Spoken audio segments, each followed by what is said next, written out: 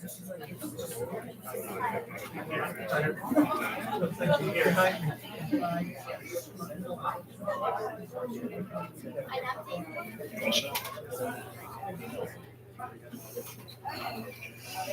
afternoon, everybody.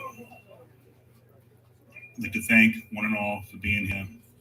First, as we celebrate the life of Claire Thebado and Nate Johnson. My name is Jake Elwood. For those of you who don't know me, I am the husband of Kimberly Elwood. I had the great honor of having Claire live with me and Kim for the last 8.5 years. I bring this up at the beginning only because it'll be kind of has a little bit of importance for some of the things I'm going to talk about with regard to Claire. When she first came to live with us in December 2014, I was fairly new to the family. I am from Boston all my life, so I moved out to Marlboro for a little bit.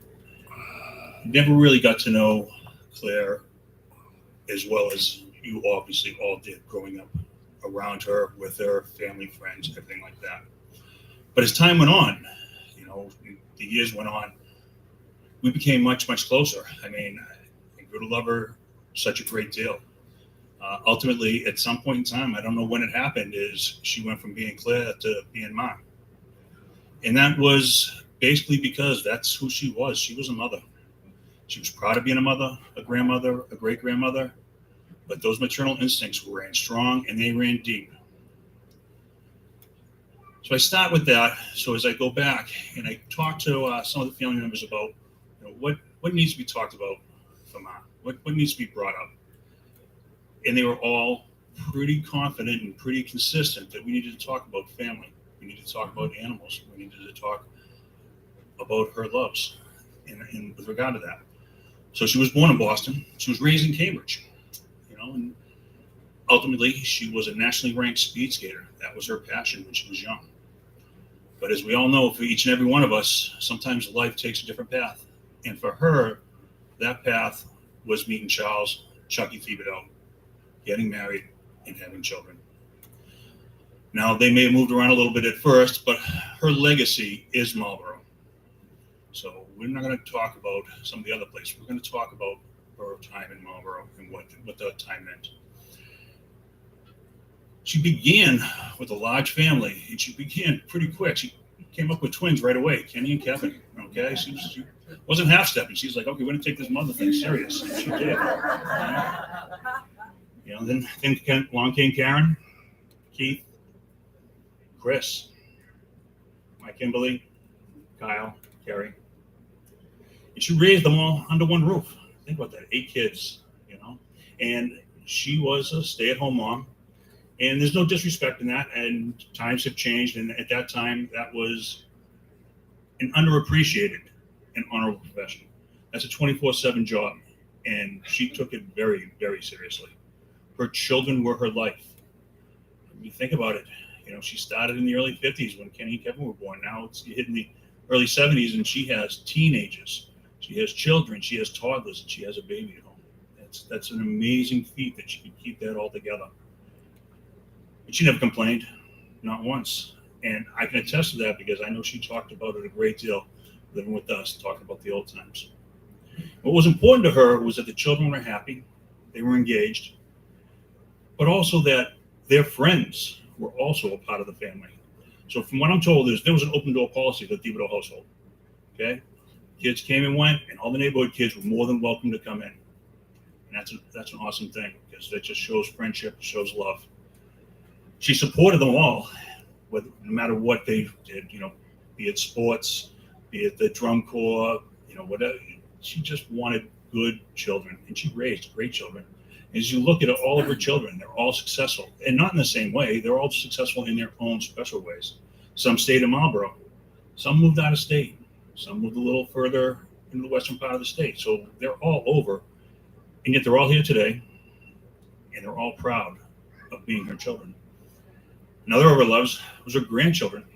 Oh, I almost forgot to mention, she had rules, and one of the rules was dinner time. The bell got rung, and that meant get your ass home, dinner time, dinner's coming on the table. All right? That's a great thing. I love that.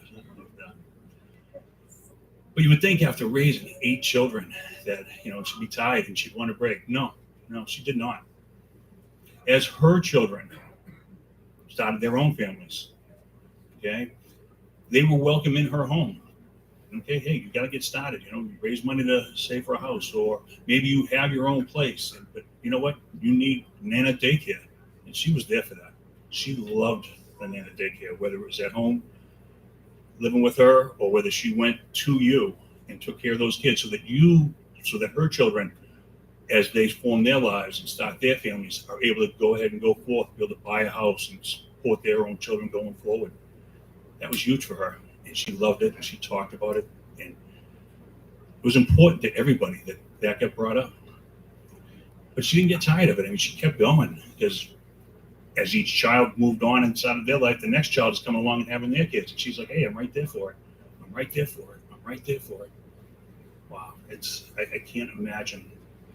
But she also had time for her animals. She always had her dogs. She had her cats. She loved the horses. I'm told about her going down and mucking the stalls with Kimmy and everything like that. That's a really wonderful thing. I'm sad that I didn't get to have all of those experiences that you had, that you that you have to cherish. You have these memories to cherish of a wonderful, wonderful woman that I got to know far too late. So I can relate a little bit, because when Ma came to us in December 2014, we were told, yeah, she was very sick. She couldn't take care of herself no more. And it was a shame, because, some of her loves was, she was getting a little bit older, and it was a little bit tougher to get around and like that, but she could still drive. So what would she do?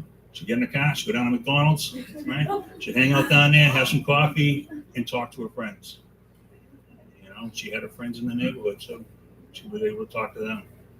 And she never forgot them, even after she had moved back, moved in with me and Kenny in Boston and everything like that. She was still talking to him, calling him, everything like that. But anyway, December 2014, she comes to live with us because she can no longer take care of herself, unfortunately, at home. She can't drive. She comes to lives with us. And Kimmy is told, we're told, that, hey, the doctor tells us, we'll try to get her through the summer. Wow, get her through the summer. It's at 8 months, maybe, So we had to deal with it. It is what it is. Again, I didn't know her as well yet, but I know how much Kimmy loved her. I know how much the family loved her. And she started her treatments. Going to the chemo, taking her to some of the appointments, Kimmy taking her to the appointments and everything like that. And oh my gosh, she rebounded. She came back. She fought.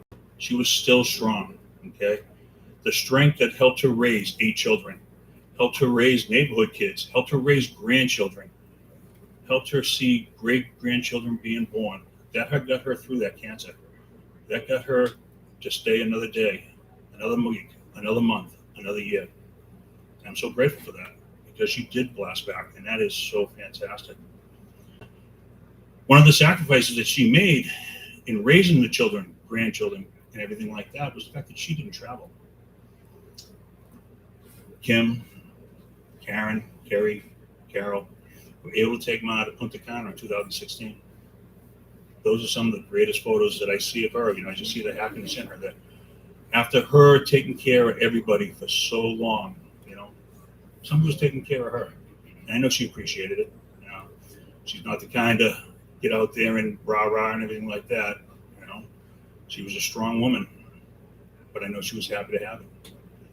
When she came to us, she had her, again, we talked about her dogs. She came to us, she had her 4 dogs. God love them. Little ankle biters, yipping and yapping and everything like that, and she loved them.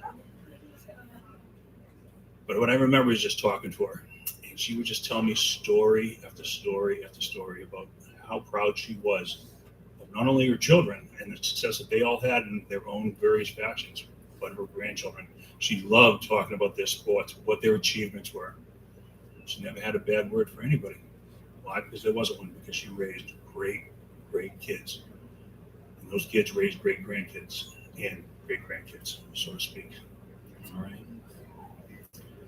Another unfortunate thing for me is the fact that, yes, I got 8.5 years with her. They were a tough 8.5 years. She had her ups and downs and everything like that. She never complained, not once. She was very, very sick at times. It wasn't pretty, but she didn't complain. She was strong. She was steadfast. She wouldn't wilt. And I'll tell you that even though she passed, it wasn't from lack of strength that she passed. Okay, it was tough at the end. She knew she led a great life. She knew she led a good life. She knew she led a proud life. She was proud of every single person she knew. Her family was everything to her. She loved it. She loved her family. She loved the spouses. She loved the grandchildren, the kids, their spouses, and she was proud of it. When she let go for us. She had the strength to say, you know what? They're suffering watching me suffer. So while she would still love to be here and still be a part of us, she knew how much it was hurting us to see her suffer. And she had the strength to say, you know what? It's time to go. Because we're all going to go. It's time for me to let go, to say goodbye.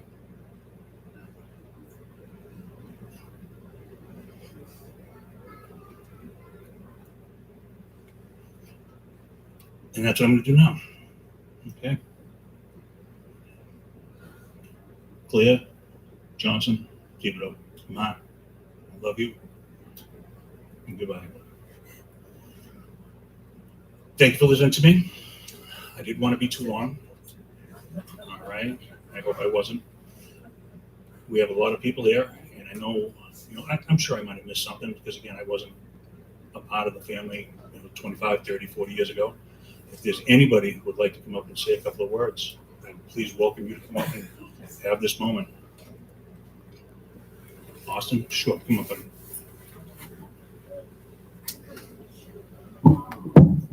All right, it's working.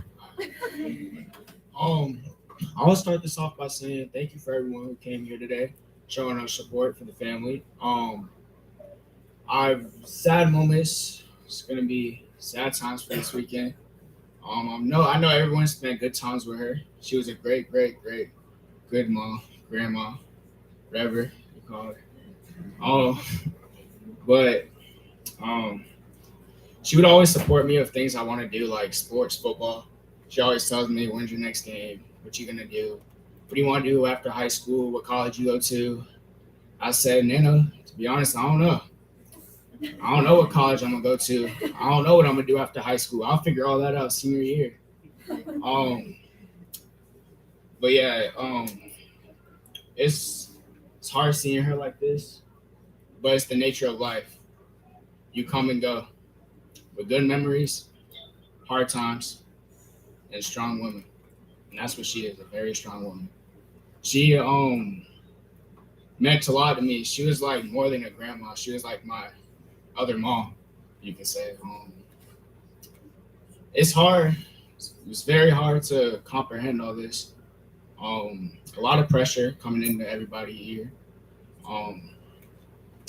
But one thing she always liked to do is give me change.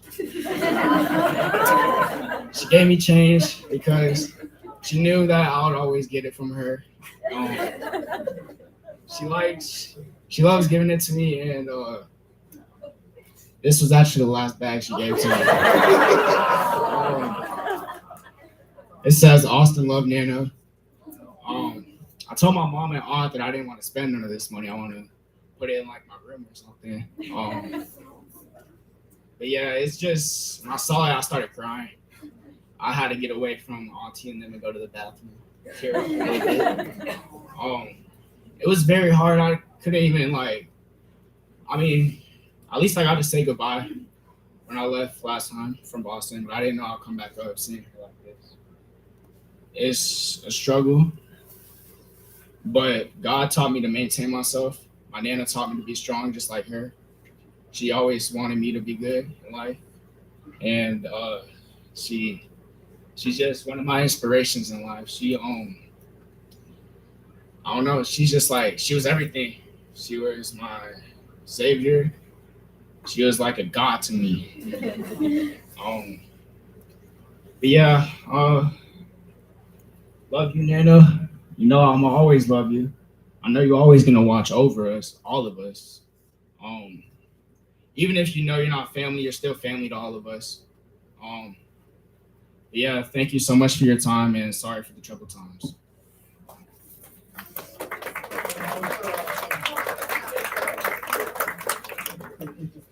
Is there anybody else who'd like to come up and say anything? Absolutely. Hey everyone, for those of you that don't know me, Chad, Karen's youngest son. I have a daughter, Juliet, and I just am truly very, very grateful that my mom had Nana, and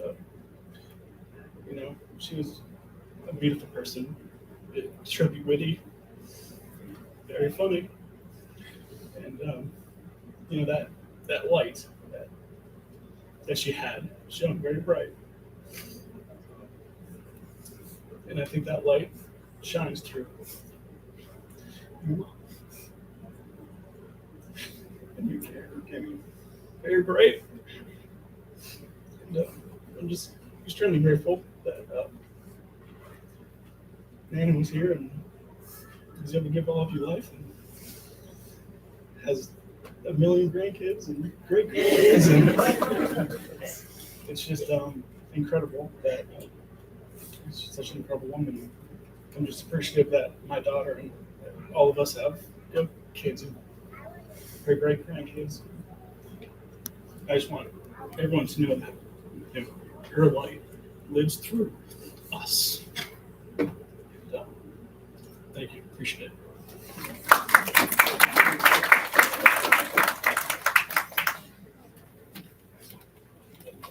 Yes, she had an incredible gift that she was able to talk to any child, and that child felt that they were, at that point in time, the center of her universe. Always and each and every time. And they loved that.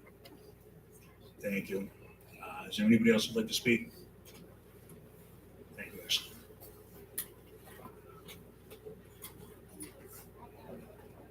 I'm gonna try to get through this without blowing my eyes out, but my Nana was my best friend. She always took me out to lunch. She would pick me up and go to Dino's and Marlboro, Sergio's. She would drop off my smelly goalie bag for practice with a bag of Gatorade and snacks. I'm like, Nana, it's just a 2-hour practice. I told her once that I liked tennis. The next day she showed up with 2 tennis rackets and packs of tennis balls, and then I had to sign up for tennis camp because I had to use them. When Jake was talking about McDonald's, Nana would bring me with her, and I was maybe like 3 or 4 years old, and I'm sitting around all these older people not knowing what the hell they're talking about. Nana was just proud to have me there, and I would just take the little creamer, and that was my coffee, and I was just happy to be there. They would give me change. All the older guys would give me the change, and I would throw it out the window. So sorry, Austin, I could have kept that for you. She was a fighter, and she really kept us on our toes. Jake talked about the 8.5 years, and they were hard. But she wasn't ready to go. She was the first one in the party, last one to leave. She loved her family, and she wanted to be around as long as she could, and she was. I remember Kimmy would call my parents or whatever, and we'd get the call, all right, we gotta go to the hospital, we gotta get there.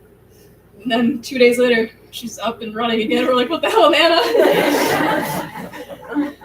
But she wanted to be here, and she loved us, and all 500 of us.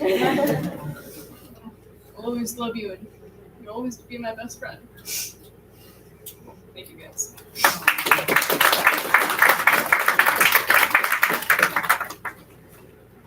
Thank you. Is there anybody else? All right. So absolutely.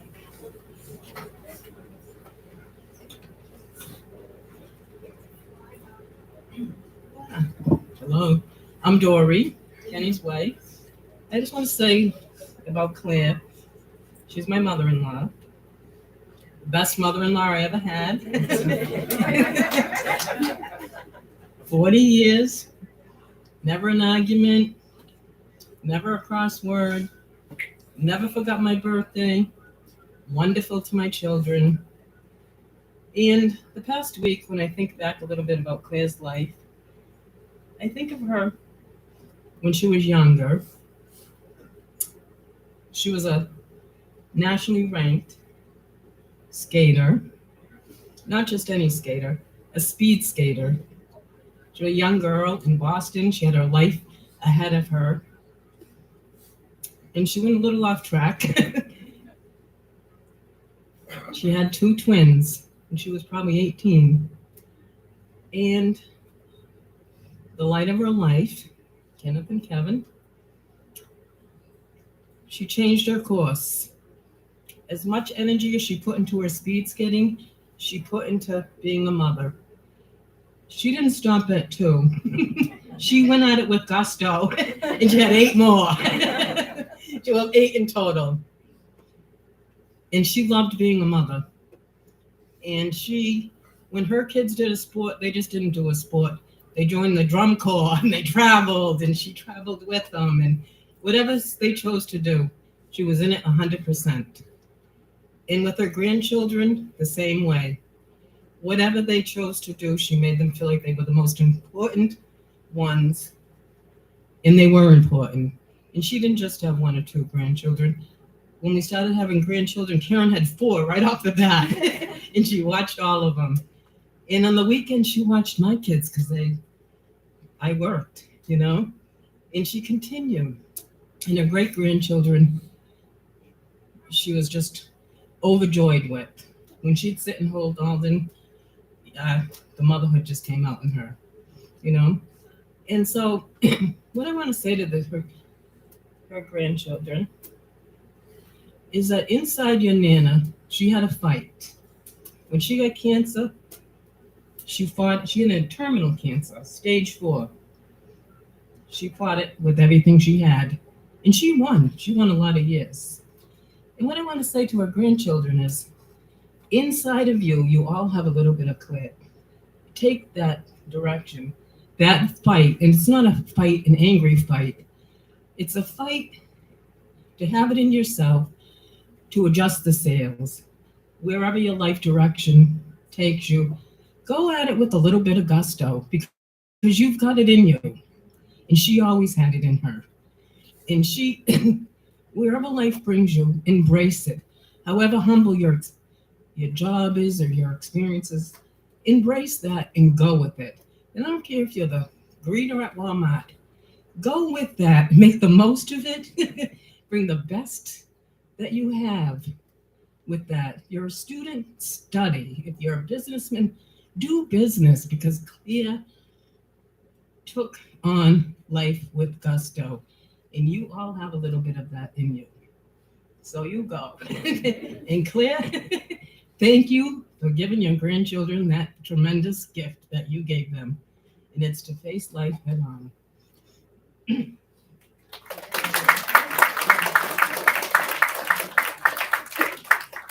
Thank you so much, Terry.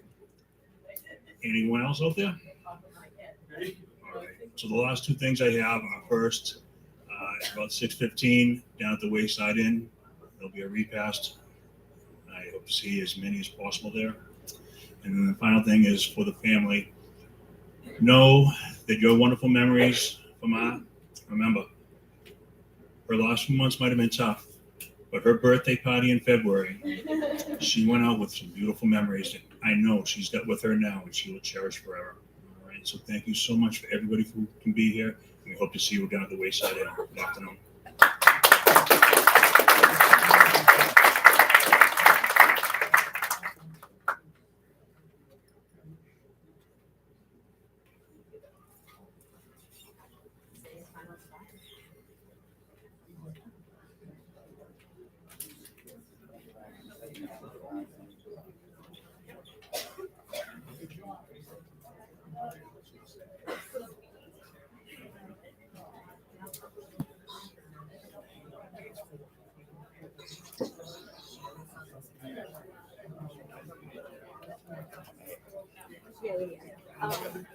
Katie just wanted to know what do we do next?